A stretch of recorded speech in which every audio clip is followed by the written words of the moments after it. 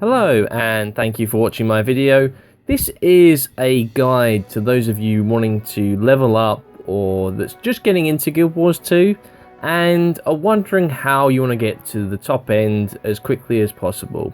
So in Guild Wars 2 we actually have 80 levels. You can see here I am level 80, and so you start off at level 1 and you start off in one of the starter zones, and the tutorial you actually become level 2, so it's not that hard to level up very quickly. But what I'm going to tell you, I'm going to go through several quick methods to talk about what you should do for those of you when Heart of Thorns comes out that want to level up their Revenant, or if you're just getting back into the game. These are some of the ways in which you can level up your character. So let's look at this. This is me. I'm an experienced player, so if you are the experienced player, this is going to be for you. The Tomes of Knowledge that you can mainly get from PvP, although you can get them from your hero rewards. If you look, I think it's, this is the luck, transmutation charges, here we go here. So on the 3rd, 4th, 5th, on the 6th day of every week, you get Tomes of Knowledge. So you get 1, you get 2, you get 3, you get 4. So that helps you level up. So by logging in every day, you will gain access to the Tomes of Knowledge. But you also get them through PvP and doing the reward track. PvP, person versus person, or player versus player. And as every stage that you do, there is a Tome of Knowledge that you get for every stage. And it doesn't take you too long to get some of these stages done. So it doesn't take you too long to build up a massive collection. So that's how you can do it. You also, if you have a character that's over 1 year old, you will receive an experience scroll that instantly levels you to level 20. So as soon as you get in, you can double click on this, and boom, you go from level 2 to level 20.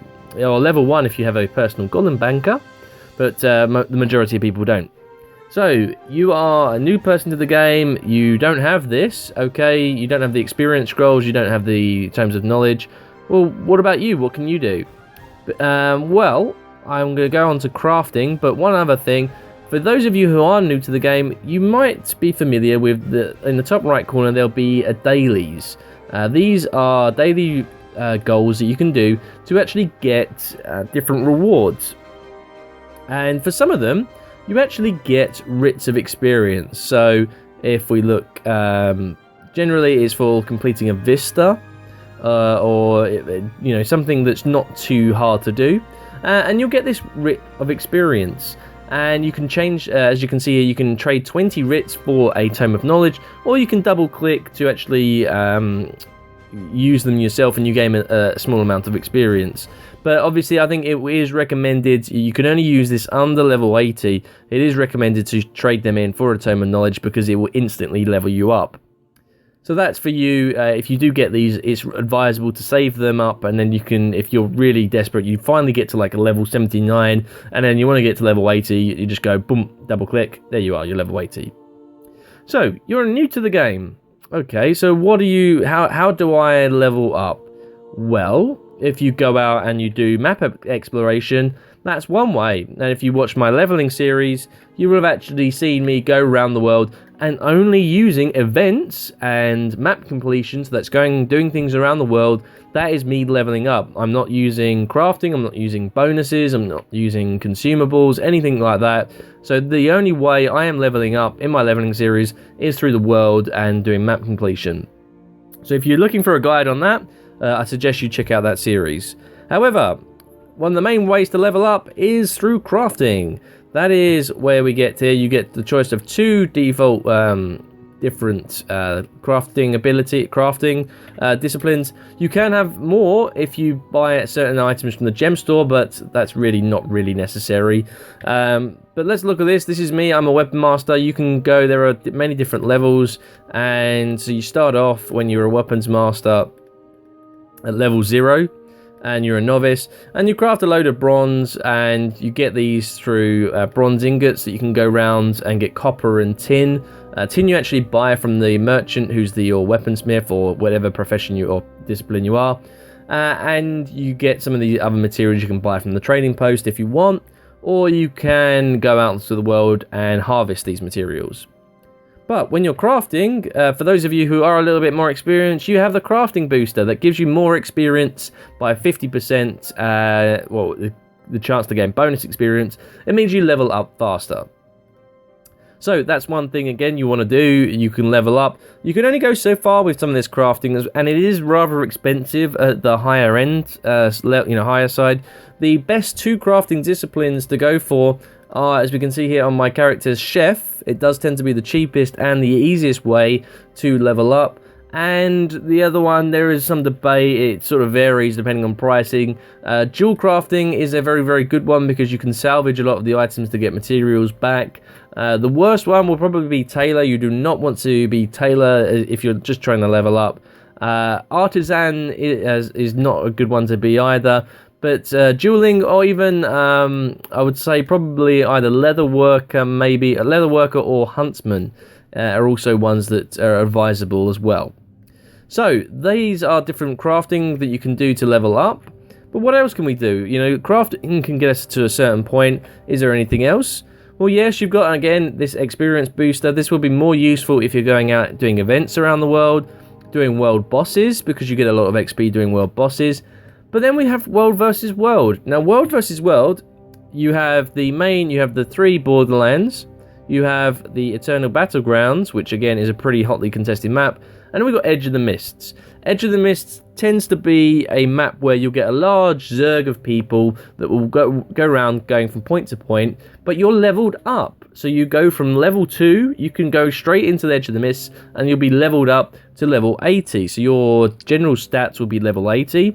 However, you'll still have the armor of a level 2 character, so you do die pretty quickly. The Edge of the Mist is a very good way to level up. You can use world versus world boosters, experience boosters if you've got them, and they will just generally, you'll go around and level up as soon as possible. So that is another way for you to level up. If you are also an experienced player and you have another character, one of the main ways a lot of players would do, particularly to do with some of these dungeons like Ascalon Catacombs, they would run the dungeon on a level 80 character for the one I'm on now, and then when it comes to the last boss, they will ask someone to hold the cutscene while they will log out and they will log back in under their alternate character. And when they log back in, they'll log into the dungeon, and then just as the cutscene ends, they're back in the dungeon and they will get the experience reward, which generally is 1 level because it's around, 10,000 odd XP.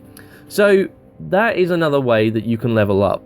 So there are many different ways that you can level up. If you're an experienced player, I do recommend using your Tomes of Knowledge, your birthday experience scrolls. You've got writs of experience, crafting boosters, experience boosters, anything like that can give you an extra added boost.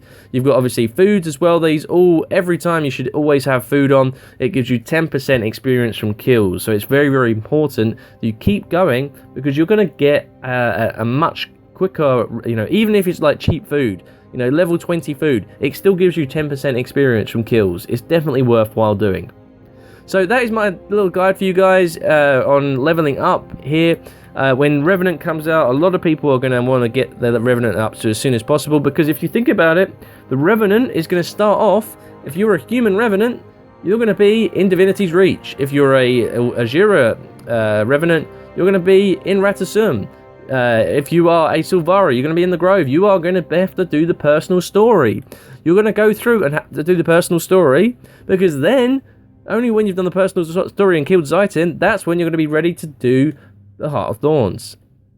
So, for a Revenant to go in straight away, I don't know if they will be allowed to go straight in and do like the Silver Waste. It is something you need to consider. So, that is my little guide for you. If you've got any comments, any suggestions for those of you wanting to level up, by all means. There are specific guides to crafting and leveling up. All you'd have to do is search on YouTube. I could do a much more detailed analysis and show you guys how to do much more detailed leveling with crafting. But there are many guides out there, particularly on the websites, and they do tend to change quite quickly. So I'm not going to recommend watching a video that I do on crafting, because within a few months it will all be different. So I'm hoping you found it useful. Feel free to leave any comments in the comment section below, and I'll see you on the next video.